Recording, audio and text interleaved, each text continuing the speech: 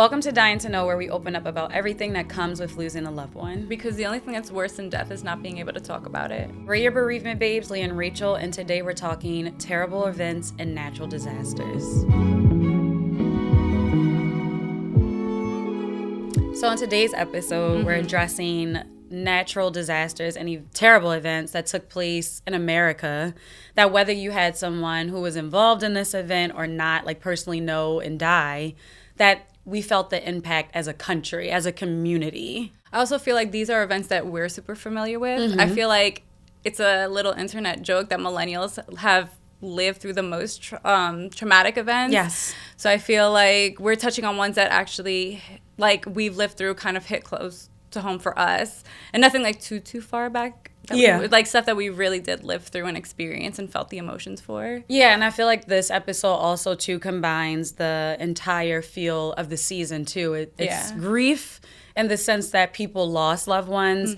It's also ambiguous grief because physically, even if we didn't have an attachment to it, an emotional sense for people who were watching these things unfold, lost some sort of sense of security even. Yes. So, yeah, I feel like this kind of rounds out everything that we've talked about so 100%. far.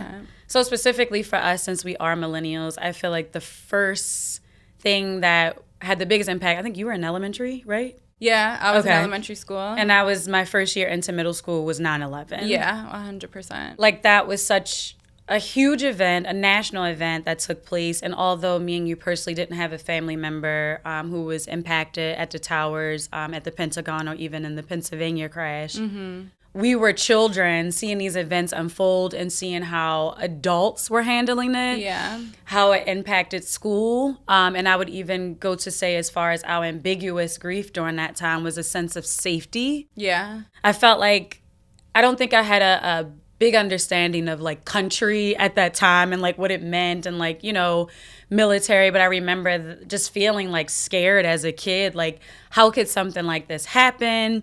And like how would, I don't know, just being like completely confused. I remember going home that day and it was obviously on every channel, but I remember just strictly only watching Nickelodeon to avoid it. That's the interesting. content. Yeah, no, I feel like for my experience was almost not the complete opposite, but I feel like being up north, being in Jersey, like it was very present. I remember slowly students were getting pulled out of their class because parents were starting to come pick them up. And I remember being picked up by the guidance counselor, and she was just like, listen, there's nothing to worry about your family's all okay. But she's like, there's a problem with the world. And I was just like, as an, I think 9-10-year-old, I was just like, well, like, how do you fix that? Like, what are we going to do if you're taking me out of school? Like, where are we going to go? And I just remember seeing my brother's faces and like my dad kind of explaining, where I feel like the news was nonstop in our house. Like, that's all we had going on. Like, it was just such a present moment watching the president's speech. I just felt like you felt everything, and you also just felt like it wasn't this empty, but like you just felt everyone's, I guess, grief going on. Like, it just was an over-presence amount of like fear and scared and like what's gonna happen next. And just it was the first time that you could, I guess, feel the sadness and not just experience it. Like everyone around you was worried. Yeah, I think for terrible events in general, like it's a full nation impact. Like I felt like it took a long time for like Americans to like laugh again. Yeah. Like I remember like before people could make jokes about like something like that, and even still people are like, ain't no way like you could ever make a comedy thing out of this. And I remember like, what was that song that they got like a whole bunch of celebrities to like do at the time? It was like Eve and like everybody that was kind of like hot during that like 2000s which is sad to say because it did bring the nation together, because like it's things that are tragedy, that's what it takes. But there was moments where all of a sudden everyone felt like they started to come together and like really want to help each other, and I guess grieve with each other is what it brought out. Yeah, it was like a heal the world type of moment.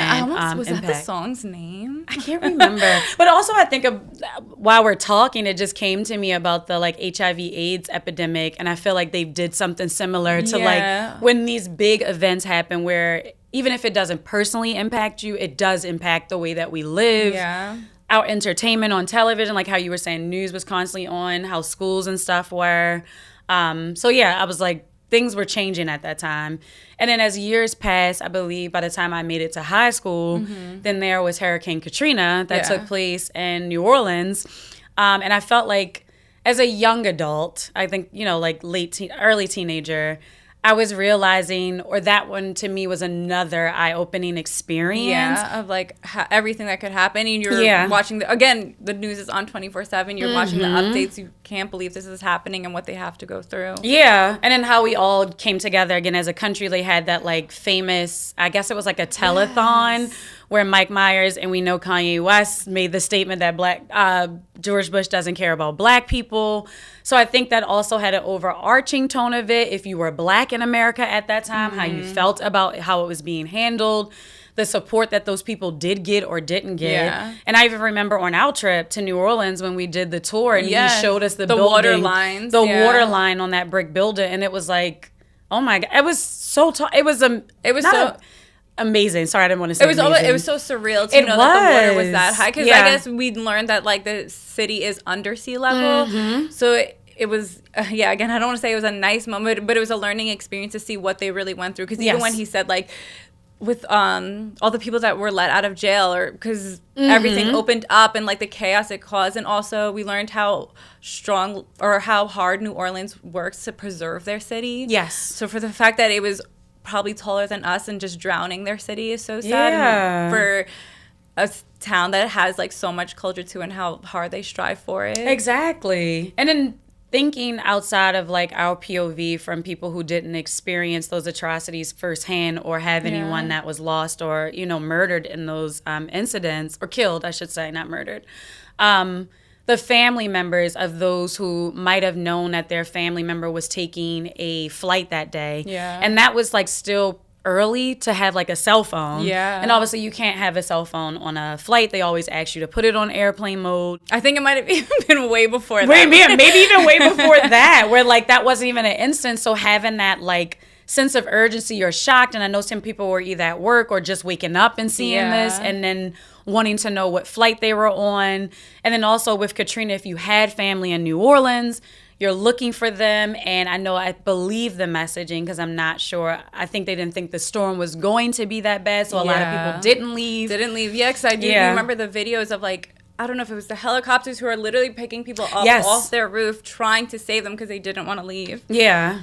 And outside of at least with 9/11, that like first big event that took place in our lifetime, we know that the birth of TSA came out of that. Oh, wow. So TSA had birthed, I believed, in November of the same year. And obviously we all know what that is. If, we take flights, how the measures that they go to make sure that nothing like this could repeat again. But it also makes me think about the mass shootings that we have still in this country, that it's constant. Like that first one was, I believe, Columbine. Like, yeah, that was one of the biggest ones. Yes. The first one that made such public news because it was such a shocking experience that these young high school kids are going through, or even, I guess, not even that it was young high school kids, but the fact that it was kids. It was like kids coming into the one place that you're supposed to feel the safest. Exactly. Like, school. Yes. School. The one place where all children gather, where usually I don't remember a time where like doors were locked in not school. Only that, you talk about how even like with 9/11 it was our first moment of not feeling protected, where school is supposed to be this place that's with principals and teachers that is only people there to protect the kids. Yes. So the fact that it's become a spot that is, there's no safety now. Yes. And then even in movie theaters or grocery stores, like it's continuing to happening where people, when these stories come out, it sucks to say it, but like sometimes you just feel numb. Yeah. Because it's so much information and it's constantly happening, where you go like, 9/11 happened once, it would never happen again. We put measures in place. Yeah, hopefully that it never takes place again. We put measures in place to make sure that the safety of all individuals are okay. But right now we're still having debate in this country about gun laws, and they want to like equip teachers with guns, and it just seems like we're not on the same page. So even though we are grieving in a way, and my heart breaks for those people firsthand who had to experience someone being killed in that way, and knowing that there's still no measure left in this world to make sure that other children and people don't have to go through that. And with researching this, it showed that now around 11% of people are homeschooling their kids.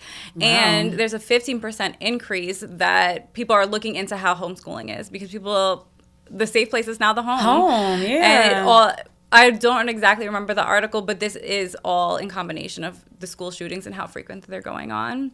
And I remember traveling out of country. There was a girl who's from New York who now lived, I think, in Amsterdam, and we were talking. She's like, the number one question I get asked is about the school shootings. Like, people outside of the U.S. just don't understand how this is going on. Really? Yeah. Because of just the laws and things that are happening. That is true.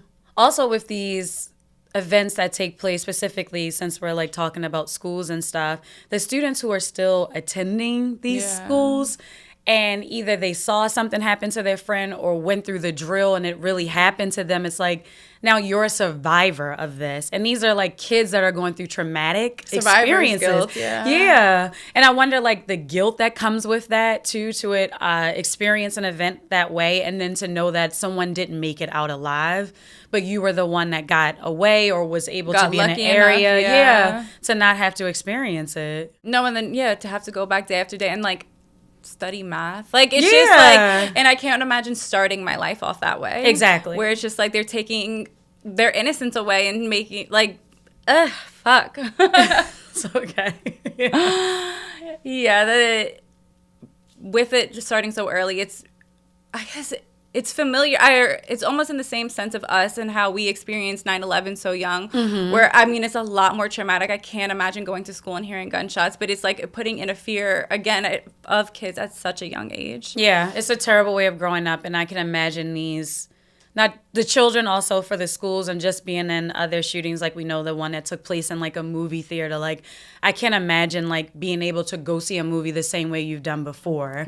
And how are you able to grieve, or like, can you even watch the same movie that, you know, that atrocity took place in? Or do you feel comfortable in public, and like, are those people like seeking help, and, you know, how are their mental state? Your heart goes out to them. Yeah, no, I actually read this beautiful article. It's called What Bobby McClavin, I think I'm saying it right, Left Behind, by Jennifer Senior. Sorry. No, it's okay. And it's a story about a guy who passed away during 9/11 and his family's experience with grief, because each of them are so different. And it's this obviously like different experience of loss, where, again, he goes into work one day, never comes home, and no one really knows what fully happens.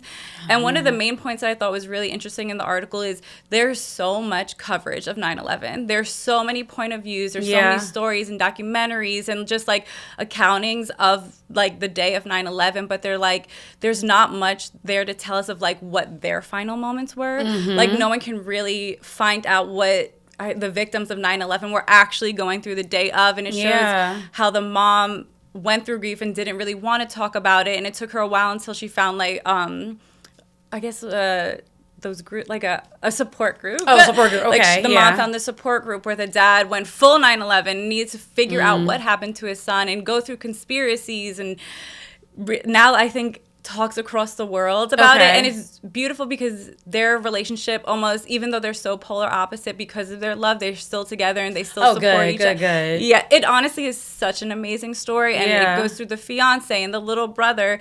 But one of the quotes that I thought was amazing from it was, or not amazing. One of the quotes that I thought was great, or a great explanation at least of it, was grief is like being at the top of the mountain, but all of your bones are broken, so you can't get down, but you also can't help anyone else get down. So you have to go through your grief by yourself. You have to kind of take that experience going down the mountain by yourself and figuring out how you're going to get there. Get through it. And I feel like this story really showed great examples of how differently they all grieved over this one person, but how they all eventually did make it down the mountain. Yeah, even though everyone's destination was the same, they all took a different route. Yeah. And they go in on the quote a little bit more, where some people don't always make it down the mountain. But again, I thought it was interesting because it's just like you're together on it, but then when they added like your bones are broken, you can't help each other, you have to find your own way. I feel like I resonated a lot with that, just because coming from a big family, I thought we'd all experience it kind of the same, and I had to learn quickly that to be there for my siblings, I had to understand they're going to do it different. Yeah, it looks different on everybody. I also was listening to a podcast. It's called Missing on 9/11, and it's focusing on a woman who goes missing on September 10th of 2001. But towards the end of the story of the podcast, if the event is 9/11 that we were speaking about, of course, he has to hit different points. And at one point, he talks about people who were, well, not people, but there were a group of people, I believe, on the very top floor of one of the towers. And I believe it was a group of men who were construction workers. And they had a Polaroid disposable camera. And they took pictures because they knew they would not be able to get down. Oh, my God. And he has this posted on his Instagram for that episode. I will have to tag it just if people are interested in seeing it. I feel like it goes back to inevitable loss because in a different sense where it's just like you're up there and you know it's coming. You know it's coming. And you just don't know when. Yeah. But you want to make sure that the world gets to see it. Gets a piece of you, right? And I just was like, how to get into the mind of someone who could actually see that their demise is in front of them, and to get in front of it to say, at least we need to document it so that people have something and to from give a us. piece back. Or I feel like it's to give clarity back, which I feel like is a big thing with like not being able to fully solve your grief is the lack of clarity. So the fact that they're up there, who knows how high, just wanting to like get these moments. And then also in that series, he spoke about families who would like to have something of their loved ones because obviously we know that was a very large crime scene. FBI, everyone's involved. And I believe at the recording of this show, I don't know what it is today in 2024, but there were still families who were seeking like a watch or a pair of glasses or just anything, because if they didn't have the physical body or ashes of a loved one, then I feel like, how are you going to grieve through that process? Yeah. It also, again, from that article, there is another scientist who says with like those type of tragic events that another stage that kind of gets added into the 5 stages of grief is yearning and searching, where it's like how you said, they need a momentum, they need to keep looking, even though they kind of already know that that's not going to be something that they can always solve, but it's like this extra want for just one more little piece because they're not going to get like that full answer. Absolutely. And I hope those people who firsthand experienced these events and survived, also the loved ones who are still living, that had a loved one that died, that they continue to keep their loved one's memory. I hope that we did a good job with the conversation. I know it was a little shaky at first to like touch on this topic because it is sensitive and it's something we care about, and we want to honor those that were involved in it deeper than what me and you were. So I hope this conversation felt like very rounded. And so much respect to everyone. Absolutely. This episode is dedicated to all victims of any atrocity that has taken place. Again, we are your bereavement babes, Leah and Rachel, and we'll see you on the other side.